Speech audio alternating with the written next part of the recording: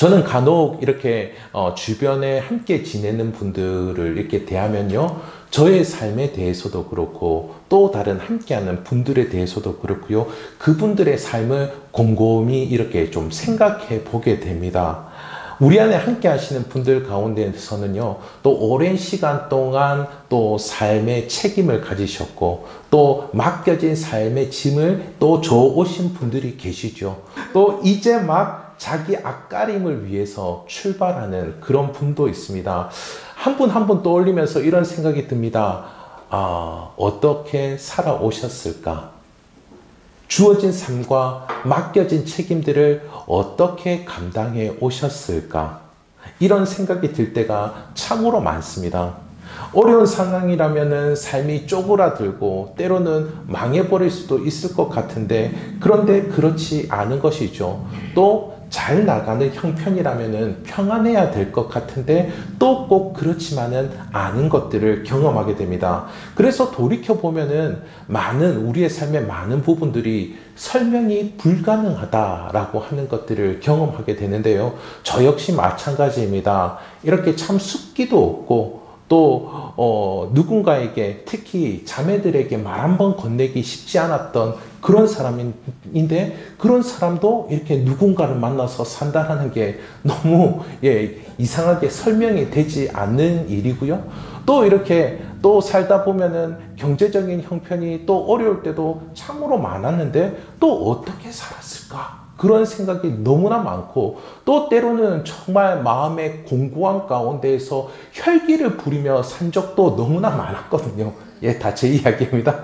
그런 적도 있었는데 어떻게 이렇게 다듬으셔서 지금 이렇게까지 세워주셨는가, 이런 생각이 들 때가 많습니다. 어떻게 그렇게 되었는가 생각을 해보면요, 설명이 불가능하다라고 하는 것이죠.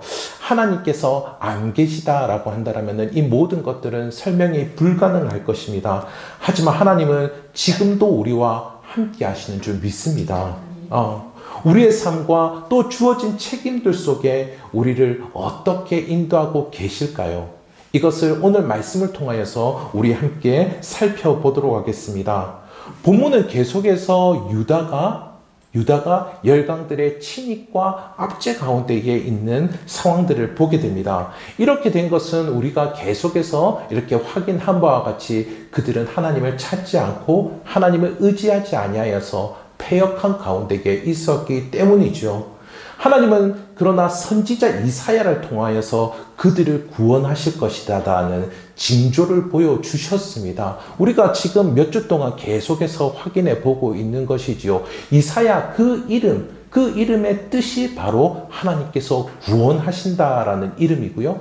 그리고 7장 3절에서는 그 첫째 아이의 이름이 나오는데, 첫째 자녀가 스알야숲이죠. 저는 이렇게 성경에서 볼 때 그래도 러시아 소설보다는 좀 낫다고 생각합니다.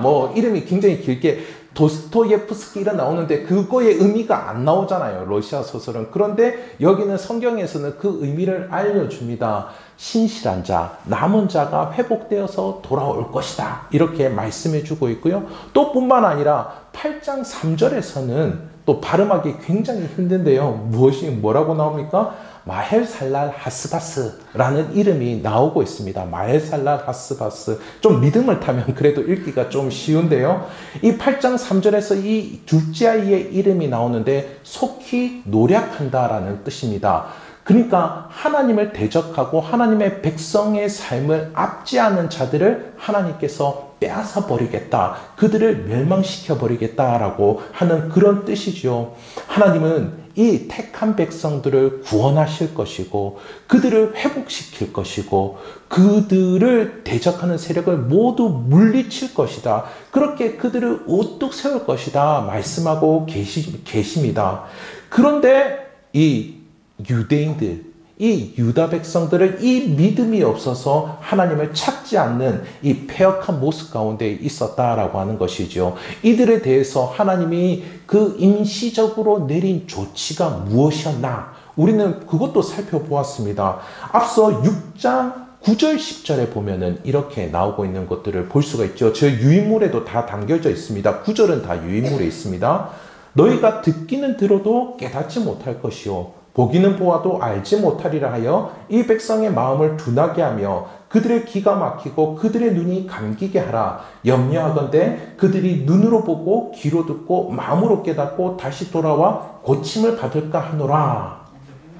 이런 맥락 속에 있었다라고 하는 것이죠. 이사야는 이렇게 하나님께서 말씀하신 명령을 실행에 옮기는 것을 오늘 말씀에서도 볼 수 있습니다. 오늘 말씀 16절을 한번 확인해 보십시오. 너는 증거의 말씀을 싸매며 율법을 내 제자 가운데서 봉합하라. 그렇게 말씀하고 있습니다. 이 이사야는 어떤 사람인지 여러분 제가 이전에도 말씀드렸죠. 궁궐에서 사역하는 사역자입니다. 명망이 있는 사역자이고요.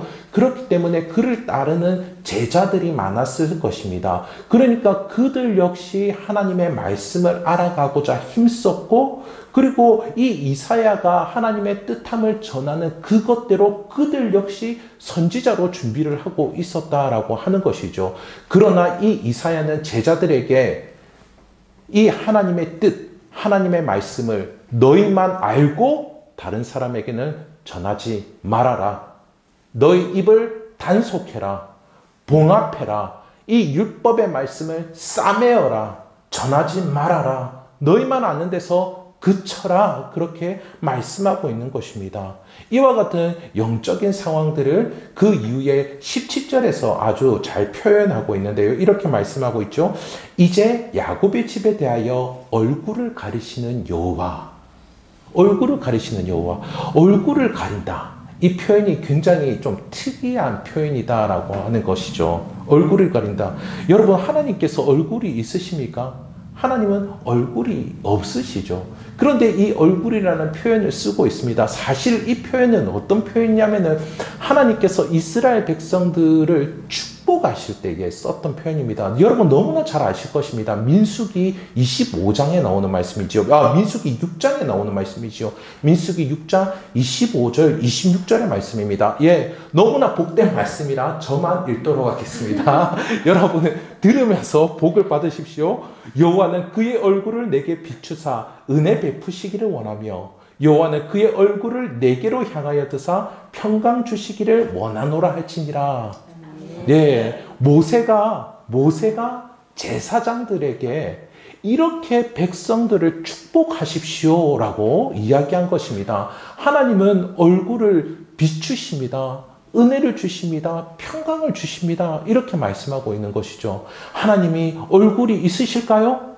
하나님 얼굴이 있으실까요? 예, 하나님이 얼굴이 없다. 그렇게 말씀하고 있습니다. 하나님은 얼굴은 없답니다. 그런데요, 이 표현은 무엇이냐? 비춘다라는 그 단어 안에는 밝게라는 이 의미가 함께 포함되어 있는 것입니다. 그러니까요, 밝은 표정으로 마치 사람과 같이 밝은 표정으로 택한 백성들을 바라보신다라고 하는 것이죠. 밝은 표정으로 바라봄으로 그들에게 은혜와 평강을 주십니다라고 말씀하는 것입니다. 여러분, 누구에게나 가장 오래된 기도가 있다라면은 하나님 저의 삶 가운데에 평안함을 주십시오. 이 기도를 하지 않겠습니까? 그리고 삶의 버거움들이 닥쳐올 때에 하나님 저에게 저의 힘으로는 할 수 없고 저의 지혜로는 할 수 없사오니 하나님 은혜를 주십시오라고 이렇게 하지 않겠습니까? 그런데 그것을 밝은 표정으로 주시는 분이 계시다라고 하는 것이죠. 그리고 그것들을 제사장들의 입에 담아서 백성들에게 전파하라고 그렇게 말씀해 주셨습니다. 이들은 이렇게 하나님의 그 밝은 표정 가운데에 은혜와 평강을 누리면서 지낼 수 있는 백성들이다라고 하는 거죠. 하지만 오늘 말씀에서는 어떨까요? 뭐라고 말씀하십니까? 얼굴을 가린다라고 말씀하십니다. 얼굴을 가린다. 그 밝은 표정을 가려버린다라고 하는 것이죠. 너희의 삶 가운데에는 더 이상 은혜가 없고 더 이상 평강이 없다. 그렇게 말씀하고 있는 것입니다. 말씀이 사라져 버리니까 이와 같은 결과를 맺게 되는 것이다 라는 것을 우리는 알 수가 있는데요. 하지만 이사야는 거기서 멈추지 않습니다.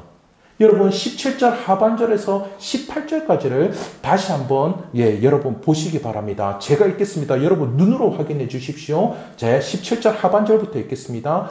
여호와를 나는 기다리며 그를 바라보리라. 보라, 나와 및 여호와께서 내게 주신 자녀들이 이스라엘 중에 징조와 예표가 되었나니 이는 시온산에 계신 만군의 여호와께로 말미암은 것이니라. 아멘. 하나님께서 얼굴을 가리시고 말씀을 가리셨는데 그러할지라도 이사야는 하나님을 기다린다 말씀하고 있습니다. 하나님을 기다립니다. 저는 하나님을 바랍니다. 하나님께서 저에게 주신 징조와 예표가 있습니다. 그 징조와 예표로 스알야숫과 마엘살라라스바스를 주셨습니다. 그것을 붙잡고 저는 하나님이 역사하실 때까지 기다리겠습니다. 그렇게 고백을 하고 있죠. 그리고 그 무엇보다도 중요한 그 징표를 그는 받았습니다. 그것이 무엇이었습니까? 바로 임마누엘이죠. 임마누엘. 하나님께서 우리와 함께 하신다라는 그 임마누엘 징표도 그는 받았습니다. 그는 하나님께서 다시금 나에게뿐만 아니라 우리 백성에게 밝은 얼굴로 바라봐 주십시오라고 강구하고 있는 것이죠. 여러분, 이렇게 하나님을 기다리고 하나님을 바라보는 이 이사야의 마음은 어땠을까요? 이사야의 영적인 형편은 어떠했을까요, 여러분? 오늘 우리가 주목하여 볼 것이 이것입니다. 이사야의 그 형편. 단지 여기서 저는 하나님을 기다립니다. 하나님을 바라봅니다. 이런 어려운 상황에서도요. 우리는 이렇게 주장할 수도 있겠지만 그러나 이것이 쉽지 않았다라고 하는 것입니다. 여러분, 이때가 기원전 734년경입니다. 734년경이요. 그러니까요, 마헬살랄 하스바스의 그 징표를 받고서 그 다음에 마헬살랄 하스바스가 태어난 겁니다. 마헬살랄 하스바스가 태어난 겁니다. 그리고 나서 12년 후에 722년에, 기원전 722년에 마헬살랄 하스바스의 12살, 13살 때 북이스라엘과 아람이 망하게 되죠. 노략을 당하게 되리라. 그 예언이 이루어진 것입니다. 여러분 또 한번 보게 되면요. 스알야숲은 그 이전에 태어난 첫째 아들입니다. 그런데요, 그로부터 200여 년 후에, 그러니까 이사야는 이미 이 세상에 없죠? 근데 200여 년 후에 기원전 538년경에 바벨론으로 끌려갔던 이 유다 백성들이 고향으로 돌아오게 되는, 회복하여 돌아오게 되는 일이 일어나게 된 것입니다. 여러분, 우리가 또 잘 아는 이 마지막으로 잘 아는 이 임마누엘 이 예언은 언제 성취되었습니까? 기원전 734년 그때에 이 이사야가 들었거든요. 근데 이 일은 언제 성취되었습니까? 너무나 잘 아시겠지요. 기원전 이렇게 표현하니까 이제 영년이 되었을 때 보라, 처녀가 잉태하여 아들을 낳을 것이요 그 이름을 임마누엘이라 하리라 라고 하는 이 마태복음 1장에 있는 이 예언이 바로 예수 그리스도이지 않습니까? 그러니까 730여 년 후에 이 일이 이루어졌다라고 하는 것이죠. 여러분, 이사야는 모든 징표를 다 들었습니다. 그렇죠? 모든 징표를 다 들었습니다. 그리고 그 일이 실제로 일어난 것은 어떻다라고요? 12년에서 700여 년 후에 일어나게 된 것이다 라는 것입니다. 여러분, 징표는 있지만은 징표의 일들이 아직 일어나지 않았다라고 하는 것이죠. 여러분, 이와 같은 상황을 그는 어떻게 받아들였을까요? 이와 같은 상황을요. 여러분 한번 생각해 보시기를 바랍니다. 마헬살라 하스바스가 태어났습니다. 그는 하루에도 자신의 자녀의 이름을 12번도 더 불렀습니다. 어릴 때면은 더 했겠죠. 마헬살라 하스바스가 얘야 일어나거라. 그리고 얘야 밥을 먹거라. 그리고 얘야 칫솔질은 해야 되지 않겠니? 야, 이제 학교 갈 시간이다. 마헬살라 하스바스야. 계속 그렇게 이야기하는데 그들을 침입하고 압제하는 아람과 북이스라엘은 여전히 강성한 모습 가운데 남아 있었다라고 하는 것이죠. 하나님은 분명히 징표를 주셨는데, 하나님은 분명히 우리 그 노략으로부터 우리를 구원해 주시겠다라고 하셨는데 여전히 어려운 가운데에 남아 있는 것입니다. 아수르의 눈치도 봐야 했던 것입니다. 그렇게 12회를 여러분 보낸다라고 생각을 해 보십시오. 12회 동안 견디고 인내하면서 기도하는 게 쉬울까요? 그리고 이사야는 잘 아시겠지만 죽을 때까지 첫째 아이의 이름을 불렀을 것입니다. 그러나 그 첫째 아이의 이름을 부르고 불렀는데 어떻게 되었다라고요? 아수르의 압제를 받고 바벨론에게 멸망을 당하는 일, 그는 평생 그 모습을 봐왔다라고 하는 것이죠. 다시 이스라엘 백성들이 포로로 끌려갔다가 돌아오는 것을 그는 보지 못하였습니다. 징조를 들었고 그 징조, 그 징표되는 아이가 태어났지만은 그 징조의 일이 벌어지지는 않았다라고 하는 것이죠. 이사야는 자신을 두고도 이런 생각을 했습니다. 도대체 나는 누구인가? 내 이름은 이사야인데, 구원인데 왜 구원의 일들이 일어나지 않는 것일까? 라고 말이죠. 하지만 이사야는 믿음으로 하나님을 기다리고 하나님을 바라보았습니다. 여러분, 이것이 그의 믿음이 특출났기 때문에 그런 것일까요? 그는 궁궐에 있었기 때문에 견딜만 해서 그런 것일까요? 그러지는 않을 것입니다. 여러분, 이 믿음을 어떻게 보아야 할까요? 로마서 4장 17절, 18절을 보도록 하겠습니다. 로마서 4장 17절, 18절은요, 아브라함에게 하셨던 말씀인데요. 그 말씀을 해설하고 있습니다. 여기서 여러분, 하나님의 능력을 한번 확인해 보시기 바랍니다. 제가 17절, 여러분 18절 읽도록 하겠습니다. 기록된 바 내가 너를 많은 민족의 조상으로 세웠다 하신과 같으니 그가 믿은 바 하나님은 죽은 자를 살리시며 없는 것을 있는 것으로 부르시는 이시니라. 아브라함이 바랄 수 없는 주에 바라고 믿었으니 이는 내 후손이 이같이라 하신 말씀대로 많은 민족의 조상이 되게 하려 하시니라. 아멘.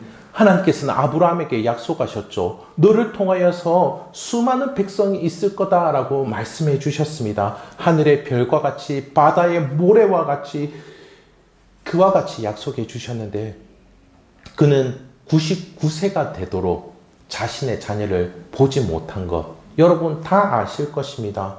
그러나 하나님께서 어떻게 하셨습니까? 그의 아내 사라는 아이를 낳을 수가 없었죠. 본래부터도 낳을 수가 없었고 그리고 나이가 많아서도 태가 이미 끊어져 버린 상태였습니다. 그러나 하나님은 그 태를 여셨지요. 이것이 바로 이 말씀입니다. 없는 것을 있는 것으로 하셨다라는 것입니다. 없는 것을 있는 것으로 하는 하나님의 능력이 있었다라는 것입니다. 그 일로 말미암아 이삭이 태어나게 되었다라고 하는 것이죠. 아브라함은 하나님의 능력을 쫓아 살아갈 수밖에 없었다라고 하는 것입니다. 사실 그의 삶에는 하나님이 굳이 약속을 해주지 않는다 할지라도 그를 통하여서 낳게 될 상속자는 없었습니다. 그에게는 그런 것들이 없었습니다. 그에게는 그 일로 그 일에 있어서는 은혜가 없었다라는 것이죠. 그에게 있어서는 하나님의 능력을 쫓아 살아갈 수밖에 없었다는 것입니다. 이를 통하여서 정말 민족의 조상이 되는 그 약속이 이루어지게 된 것입니다.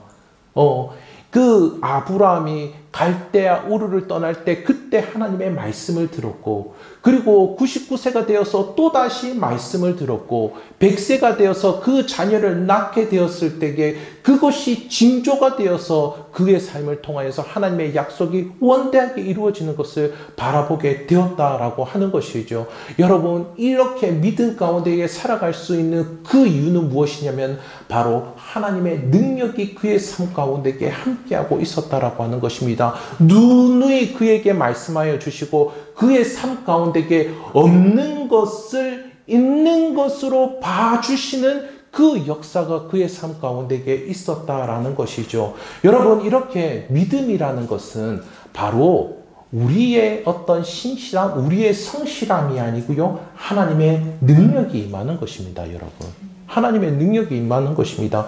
이사야는 그의 삶에서 스알야숲과 마헬살랄 하스바스가 태어나는 것을 보았습니다. 12해를 견뎌야 했으나 12해 후에 정말 마헬살랄 하스바스의 그 일이 이루어지는 것을 그는 목도하게 되었죠. 아람과 북이스라엘이 망하는 것을 보게 되었습니다. 여러분, 이것이 무엇입니까? 이 유다로서는 도무지 할 수 없는 일이었다라는 것입니다. 유다가 물리친 것이 아니지요. 그러나 하나님의 능력이 임하는 것을 그가 보게 된 것입니다. 그는 그래서 믿음을 가질 수밖에 없었다라고 하는 것이죠. 여러분, 이 유대 민족에게 있어서도 마찬가지입니다. 이 스알야숲의 징표, 이 역시 마찬가지죠. 제가 이 역사를 몇 번 말씀을 드렸는데요. 이 유다 같은 경우에도 어떻습니까? 아수르의 압제를 받다가 이후에는 바벨론이라는 대제국의 멸망을 당하게 되고 포로로 끌려가게 됩니다. 여러분, 바벨론은 어떤 나라입니까? 지금의 시점으로 보아도 이 바벨론이라는 제국은 두 번째 가라면은 서러울 만한 그러한 제국이었다라고 하는 것이죠. 그런데 이 바벨론 제국이 아무런 힘을 쓰지 못하고 페르시아에 멸망을 당하게 된 것입니다. 페르시아가 무혈입성을 했죠. 그런데 웬걸요? 페르시아의 황제가 바벨론의 볼모로 잡혀있던 수많은 민족들은 자신의 고향으로 돌아가십시오. 그곳에서 여러분의 삶의 터전을 마련하고 살아가십시오. 그리고 심지어 그 터전을 마련하고 살아갈 수 있도록 나무도 주고 그 터전을 마련하고 살아갈 수 있도록 각종 귀한 것들도 마련해주는 그러한 역사들이 일어나게 된 것입니다. 여러분, 유다에게는 자신이 독립할 만한 일이 없었다라고 하는 것이죠. 그러한 힘도 없고 그러한 능력도 없었다라고 하는 것입니다. 유다가 이렇게 되었다라는 것을 설명할 길이 있겠습니까, 여러분? 유다가 한 것이 없다라고 하는 것이죠. 설명을 한다면요, 이렇게 할 수 있을 것 같습니다. 유다의 무능력과 하나님의 능력. 유다의 무능력과 하나님의 능력이죠. 여러분, 당시 유대인들 존재감이 없는 자들 아닙니까?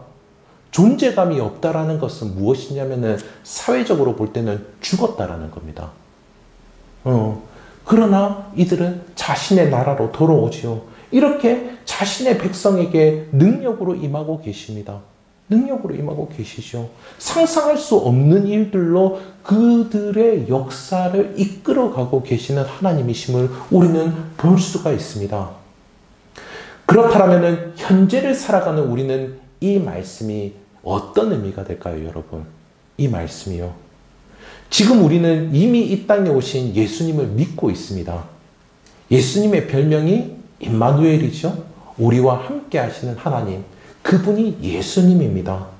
지난 시간에도 우리가 확인해 봤는데요. 이 스알야숲과 마헬살랄 하스바스는 바로 이 임마누엘의 그림자다라고 말씀을 드렸죠.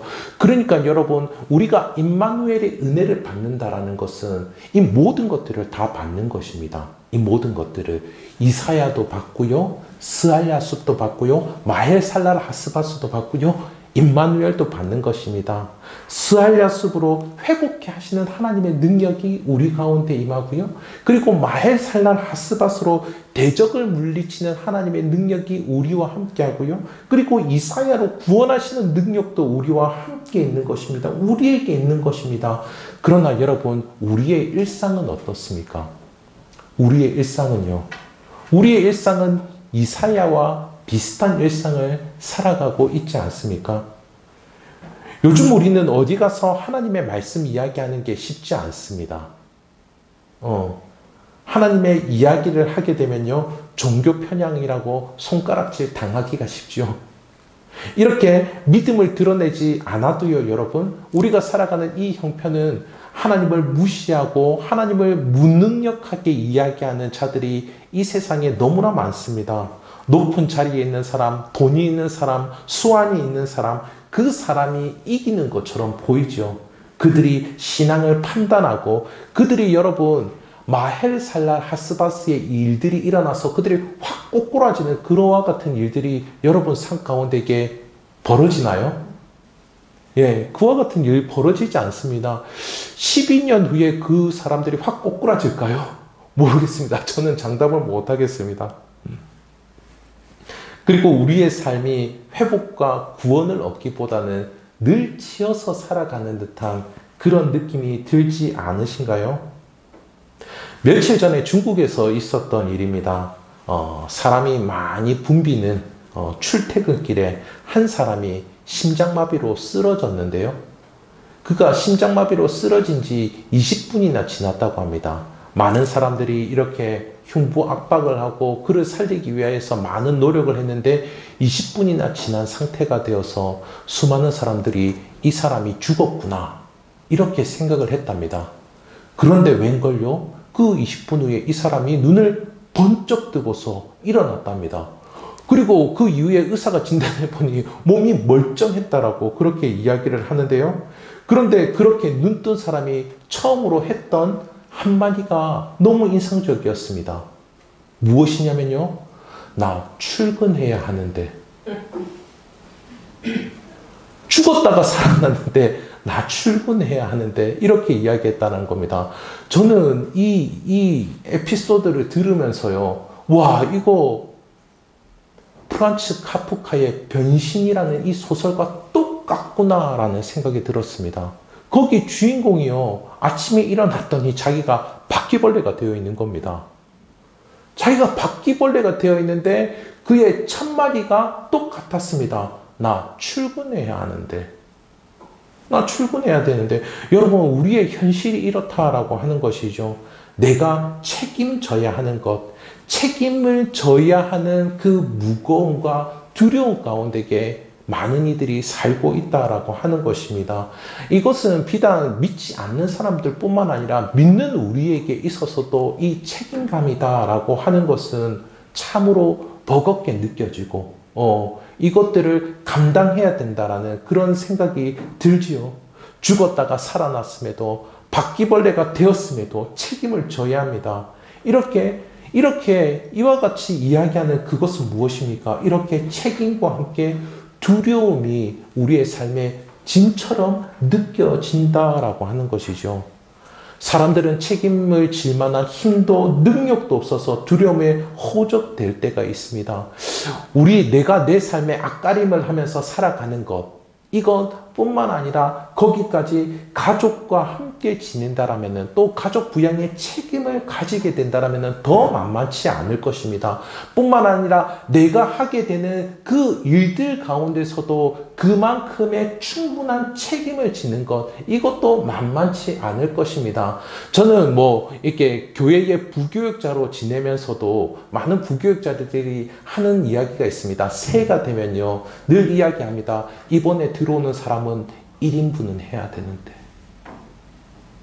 이번에 들어오는 사람은 한 그릇 분량의, 한 밥그릇 분량의 일은 해야 되는데, 이런 이야기들을 합니다. 그리고 들어와서도 하는 이 생각이 뭐냐면은, 내가 정말 1인분의 목은 충분히 해내야 되는데, 그러면서 두렵과 떨림 가운데 이게 지내는 때가 이 연초였던 것 같습니다. 우리 역시 이런 말이 나올 수밖에 없는 것 같은데요. 은혜를 주셨다고 하는데 이렇게 살아야만 하는 걸까? 라고 말이죠. 어떻게 보면 이사야가 이렇게 생각했을 것입니다. 은혜를 주셨다고 하는데, 징표를 주셨는데, 징표의 일로 아들이 태어났는데 여전히 이렇게 살아야만 하는 것일까? 책임감에 무거운 짐을 지면서 살아가야 하는 것일까? 그런데 여러분, 이런 현실 속에 임마누엘의 은혜가 있음을 기억하시기를 간절히 소원합니다. 보라, 처녀가 잉태하여 아들을 낳을 것이요 그의 이름을 임마누엘이라 하리라. 여러분, 처녀의 몸에 아이가 태어났다라고 하는 것, 이것이 무슨 이야기입니까? 앞서도 표현한 것처럼 없는 것을 있는 것으로 부르시는 하나님, 무에서 유를 창조하실 수 있는 하나님이시죠. 앞서 봤던 로마서 4장 17절 말씀 제가 한 번 더 읽어드리도록 하겠습니다. 하나님은 죽은 자를 살리시며 없는 것을 있는 것으로 부르시는 이시니라. 아멘. 여기에 더하여 여러분, 죽은 자를 살리신다 말씀하고 있습니다. 여러분, 이것이 말씀하는 것이 무엇입니까? 십자가와 부활을 말씀하고 있죠. 예수님의 십자가는 죽음으로 끝나지 않고 죽은 자를 살리시는 하나님의 능력을 보여주셨습니다. 죽음을 두려워하는 마음이 지금 우리에게는 어떤 마음으로 자리 잡고 있습니까? 죽음을 두려워하는 마음이 현대인들에게는 책임으로 인하여서 두려워 떠는 모습으로 나타나고 있는 것이죠. 그러나 예수님은 십자가를 통하여서 죽은 자를 살리십니다. 두려워 떨고 있는 자들에게 두려움을 이기게 하는 것이죠. 그래서 예수님은 수고하고 무거운 짐진 자들에게 나에게로 나오라 말씀하신 것입니다. 우리의 책임을 두려움에 떨도록 내버려 두지 않으신다라고 하는 것이죠. 여러분, 그렇다면 우리의 책임을 어떻게 져야 하겠습니까, 여러분? 우리의 책임을요. 마태복음 11장 28절에서 30절 말씀, 너무나 잘 아시는 말씀인데요. 우리 다 함께 마태복음 11장 28절에서 30절의 말씀 읽어보도록 하겠습니다. 수고하고 짐진자들아 다 내게로 오라. 내가 너희를 쉬게 하리라. 나는 마음이 온유하고 겸손하니 나의 멍에를 메고 내게 오라. 그리하면 너희 마음이 쉼을 얻으리니 이는 내 멍에는 쉽고 내 짐은 가벼움이라 하시니라. 아멘. 여러분, 예수님의 멍에는 무엇일까요? 예수님은 여러분 무엇 때문에 이 땅 가운데 오셨을까요? 예수님은 무엇 때문에 십자가를 지셨을까요? 여러분, 사랑입니다. 사랑이요. 이 땅에 인간의 몸으로 오신 것을 두려움으로 했다면 어땠을까요? 막 예수님이 두려워 떨면서 하나님 제발 저 안 보내주시면 안 돼요? 막 두려워서 저 땅에 내려가면 안 될 것 같은데요. 여기 하늘 보자가 너무 좋은데 두려워 떨면서 안 내려가시려고 두려워 떨면서 어쩔 수 없이 내려왔네 이러셨다면 어떠실까요? 예수님이 십자가 앞에서 두려워 떠시긴 하셨습니다. 그런데 그것은 십자가의 고통이 힘들어서라기보다는 하나님의 관계가 단절되는 것이 괴로워서 힘들어 하셨죠. 예수님은 십자가를 지실 때에도 기꺼이 그 십자가를 지셨습니다. 왜냐고요? 우리를 사랑하시기 때문에요. 우리를 사랑하시기 때문에 이 땅에 오셨고 우리를 사랑하시기 때문에 십자가를 지셨습니다. 이렇게 자원하는 마음으로 하셨기에 여러분, 우리를 기꺼이 품으실 수 있으셨고요. 그렇기 때문에 하나님의 뜻을 이 땅 가운데에 실현하는 삶을 사셨던 것입니다. 그리하였기에 십자가에서 승리하셨고 우리를 구원하신 것이죠. 여러분, 그러니 우리의 책임 역시 마찬가지입니다. 우리의 책임 역시 두려움과 어거지로 지는 것이 아니죠. 우리의 책임 역시 어떻게 지는 것입니까? 사랑으로 지도록 하셨다라고 하는 것입니다. 여러분, 이것이 우리에게 일어난 스알 야숲이고 마할 잘렐 하스바스라는 것입니다. 우리의 책임을 우리가 책임 가운데에 두려워 떨도록 내버려 두지 아니하시고 사랑으로 회복해 하시고 사랑으로 두려움을 쫓아내버려 주셨다라고 하는 것입니다. 그래서 이제 우리는 사랑으로 책임을 질 수 있게 된 것입니다. 이것이 우리의 삶의 기적이요 승리다라고 하는 것이죠. 저 역시 마찬가지입니다. 이렇게 주일날 설교를 하고 사역을 하러 나오면서 이것이 저한테 부담이 될까요? 부담이 되지 않을까요? 저에게도 이것은 책임이기 때문에 부담이 됩니다. 인간적인 마음으로 너무 부담이 됩니다. 이 일들을 통하여서 어떤 일이 벌어질까? 어떤 일이 벌어질까 모르겠습니다. 다만 저는 십자가의 능력, 성육신의 그 사랑을 알고 있습니다. 그리하기에 그것을 붙잡고 나아가는 것이죠. 그것이 능력인 줄을 믿기에 그 능력을 의지하여서 나아가는 것입니다. 여러분, 그리하기에 제가 가진 이 책임도 하나님 사랑 가운데게 감당하게 해주십시오라고 기도할 수밖에 없는 모습이다라고 하는 것이지요. 여러분, 이렇게 사랑으로 감당할 수 있는 것, 이것이 우리의 삶의 기적입니다. 여러분, 이것이 우리의 삶의 승리다라고 하는 것이죠. 여러분, 그것 가운데 구원의 역사가 있다라고 하는 것입니다. 여러분, 그러니 이사야와 같이 하나님을 기다리고 기다릴 수 있는 우리들이 되기를 간절히 소원합니다.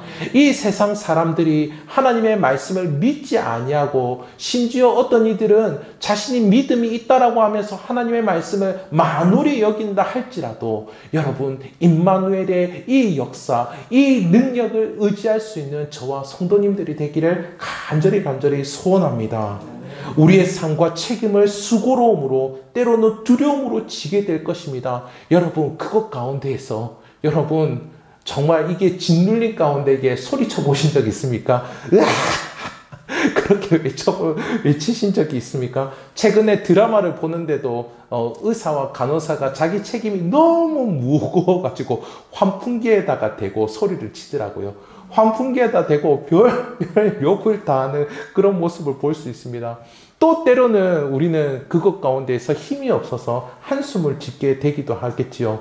그러나 결코 우리의 다음을 단정 짓지 마시기를 바랍니다. 이 다음이 어떻게 될 것인가 우리의 인간적인 생각으로 단정 짓지 마시기를 바랍니다. 하나님은 스알야숲으로 우리를 회복시키시고 그리고 마헬살랄 하스바스로 우리를 그 두려움 가운데 이기는 사랑의 능력을 경험케 해주실 줄 믿습니다. 우리의 경험만으로 우리의 삶을 예단하고 예견하지 마십시오. 하나님께서 우리의 삶을 이끌어 주실 줄 믿습니다. 하나님께서 우리의 삶과 책임을 사랑으로 감당하도록 하실 것입니다. 그렇게 성장하고 성숙해 하실 것입니다. 회복과 구원의 능력을 날마다 알게 하실 것입니다. 말씀을 맺도록 하겠습니다. 임마누엘 예수님, 우리와 함께하는 줄 믿습니다. 함께 하심으로 여러분, 우리 주님께서 함께 하신다라는 것, 그 사랑의 향기와 그 사랑의 온기가 어떠한지 알게 해주십니다. 그 사랑의 향기와 온기 가운데 담겨져 있는 생명이 무엇인지를 알게 주신다라고 하는 것이죠. 이처럼 사랑의 향기와 온기가 살아나는 저와 여러분 되시기를 우리 주님의 이름으로 축복합니다.